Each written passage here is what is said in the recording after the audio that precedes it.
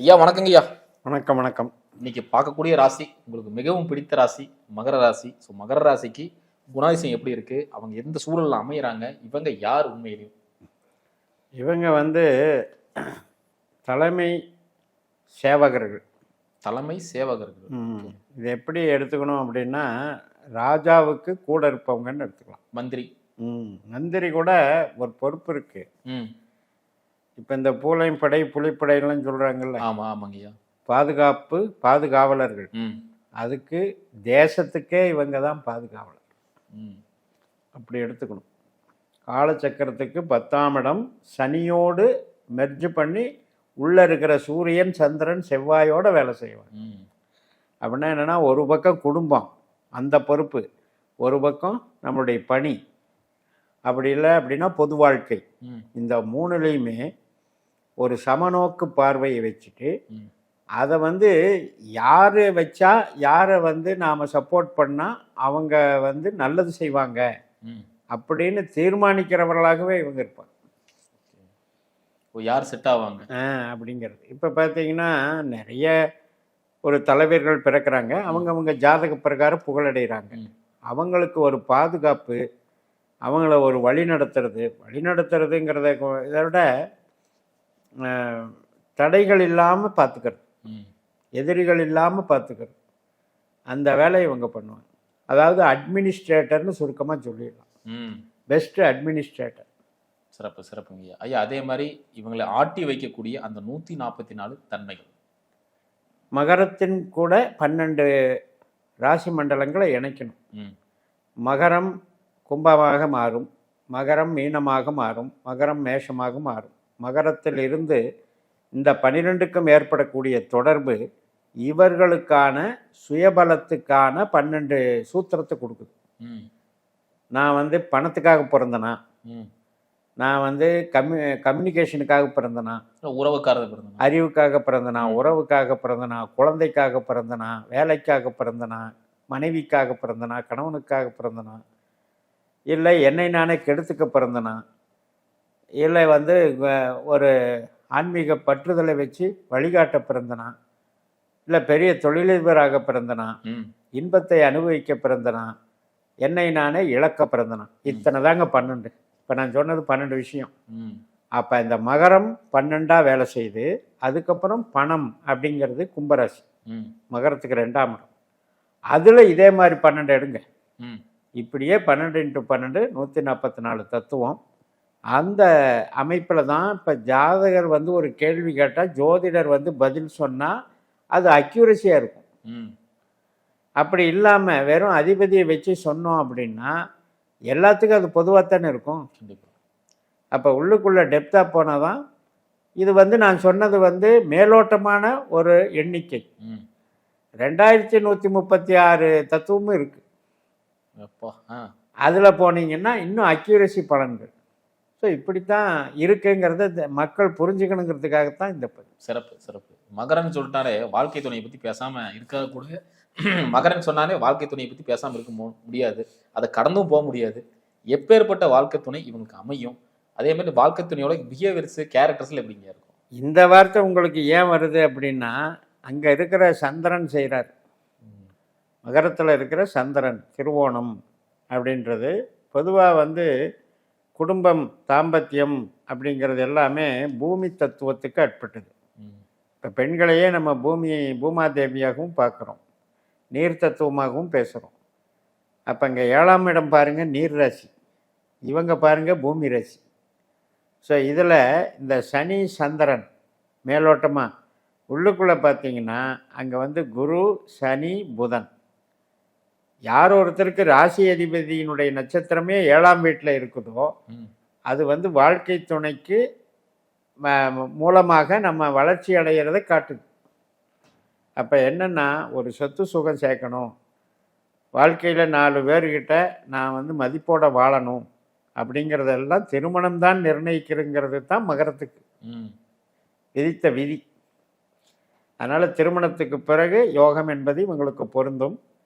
சனி ஆதிக்கம் இப்போ அந்த புள்ளி விவரமாக பார்த்தீங்கன்னா, மகரத்தில் ஆரம்பத்தில் உத்திராடத்தில் பிறந்தவங்களுக்கு ஒரு பாதத்தில் மட்டும் குருவனுடைய தன்மை வரும். அது ஒரு நல்ல ஒழுக்கமான வாழ்க்கை துணை, அந்யோன்யமான தெய்வீகமான அன்பு பரிமாற்றம் எல்லாம் எடுத்துக்கலாம். அதே திருவோணத்தில் பிறக்கிறவங்களுக்கு கொஞ்சம் மந்தமான வாழ்க்கை துணை. இப்போ யோசிக்கிறது, செயல்படுறது எல்லாமே ஸ்லோ. அப்படிங்கும்போது அது இவங்களுக்கு ஒரு சலிப்பை தரும்.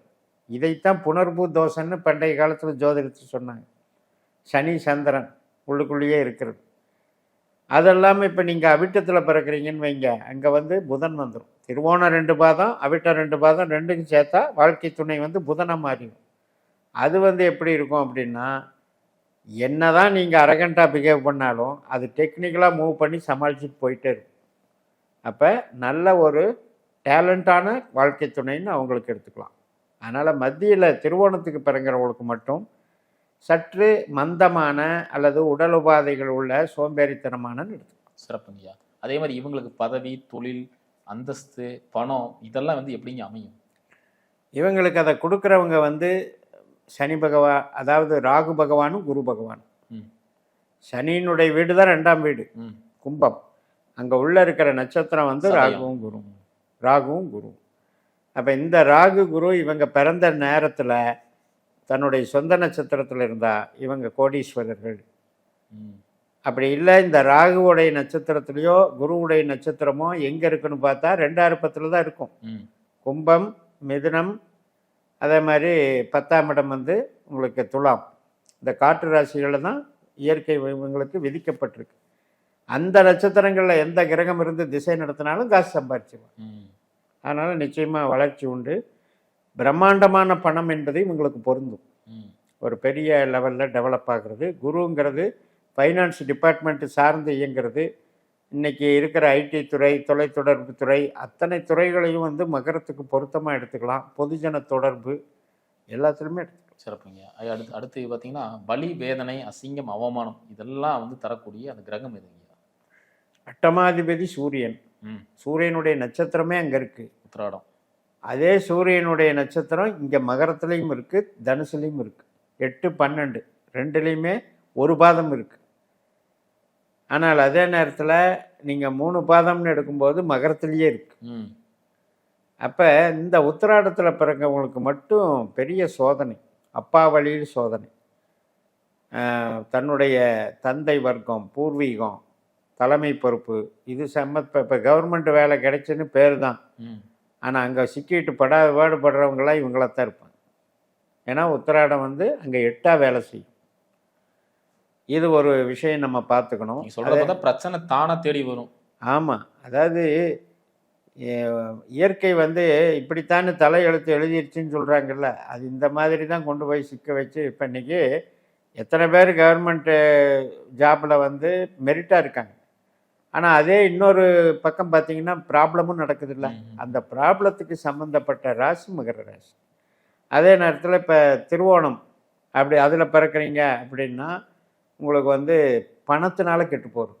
வலி, வேதனை, இன்வெஸ்ட்மெண்ட்டு அல்லது பிறரை நம்பி ஏமாறுதல், ஆடம்பரம் இது சார்ந்து கெட்டு போகும். இல்லை இப்போ ஒரு குழந்தை பிரியப்படுது அப்படின்னு செல்லம் கொடுத்து அதிகமாக காசு செலவழிக்கிறது. 8ஆம் வீடான சிம்மராசி காலசக்கரத்துக்கு 5ஆம் வீடு. அந்த குழந்தைக்காக நஷ்டப்படுறது. அதே மாதிரி அவிட்டத்தில் பிறந்தீங்க அப்படின்னா இங்கே சூரியனே மறுபடியும் வந்துடுறார். அப்போ கேது, சுக்கிரன், சூரியன் இது வலிவேதனை தருகின்ற கிரகம். இதுதான் 4, 8, 12 இருக்குது. இந்த கிரகம் வந்து திசை நடத்தும் போதும் அனுபவிப்பார்கள். இந்த நட்சத்திரங்களில் கேது, சுக்கிரன், சூரியன் நட்சத்திரங்களில் எந்த கிரகம் இருந்து திசை நடத்தினாலும் வலிவேதனை அனுபவிப்பார்கள். அந்த திசைகளை பார்த்து இவங்க அதுக்கு தகுந்த மாதிரி புது காரியங்களை செய்யலாமா, பண்ணலாமா, அல்லது ஒரு ஒரு வேலைக்கு போகிற தன்மை எடுத்துக்கிட்டோம்னா கொஞ்சம் பிரச்சனை இல்லாமல் இருக்கும். இப்போ நீங்கள் வந்து பணம் இருக்குது, கண்டிப்பாக நான் இன்வெஸ்ட்மெண்ட் பண்ணி சாதிச்சிருவேன் அப்படின்னு நினைக்கிறாங்க. ஆனால் இந்த 8, 12 திசை வரும்போது இருக்கிற பணத்தை தொலைக்கிறதுன்னு அர்த்தம். அப்படி வலிவேதனை. ஐயா, அதே மாதிரி இந்த பணத்தை தொலைசன்னு சொல்லிட்டீங்க. இப்போ பணத்தை ஈர்க்கக்கூடிய ஒரு வழி சொல்லுங்கள். அதாவது பணத்தை ஈர்க்கக்கூடிய அந்த மந்திரங்கள். ஓம் ராம் ராகவே நமக. அதை வந்து ராகுவை இது பண்ணிக்கணும். புற்றுக்கண் கோயில்கள் இருக்கு இல்லையா, அந்த போய் இந்த திருவாதிரை, சுவாதி, சதய நட்சத்திரங்களில் 1/4 லிட்டர் பாலை ஊற்றிட்டு மஞ்சத்தூளை ஸ்ப்ரே பண்ணிவிட்டு ஒரு முழு தேங்காய் மட்டை உரிக்காத தேங்காயை கொண்டு போய் வச்சுட்டு தீபம் நல்லெண்ணெய் தீபம் போட்டு வணங்கும்போது இவங்களுக்கு வந்து பண ஈர்ப்பு சக்தி அதிகமாகும். வீட்டிலையே கூட ஒரு மணப்பலகையில் மஞ்சத்தூளில் ஒரு ஸ்வஸ்திக் சக்கரம் போட்டு அங்கே நடுவில் வந்து வடக்கு பார்த்து திரி இருக்கிற மாதிரி ஒரு அகல் விளக்கை ஏற்றி அங்கேயும் வந்து நம்ம பூஜை பண்ணி ஓம் ராம் ராகவே சொல்லலாம், ஓம் தும் துர்காய் சொல்லலாம். இந்த மந்திரங்கள் வந்து ஒரு அசாதாரணமான ஒரு தொழில் வளர்ச்சி உண்டாக்கி ஒரு மிக பிரபலப்படுத்திடும், பிரம்மாண்டமான பண வரவு கொண்டு வந்துடும். இவங்களுக்கு புள்ளியை பார்த்துட்டு செய்யணும். இப்போ உதாரணத்துக்கு அவிட்டத்தில் பிறக்கிறாங்கன்னு வைங்க, அப்போ அவங்களுக்கு வந்து இந்த ராகுவோட குரு தான் அதிகமாக வேலை செய்வார். அப்போ குருவுக்கு உண்டான மந்திரம் ஓம் கும் குரவே நமக, அதை எடுத்துக்கலாம்.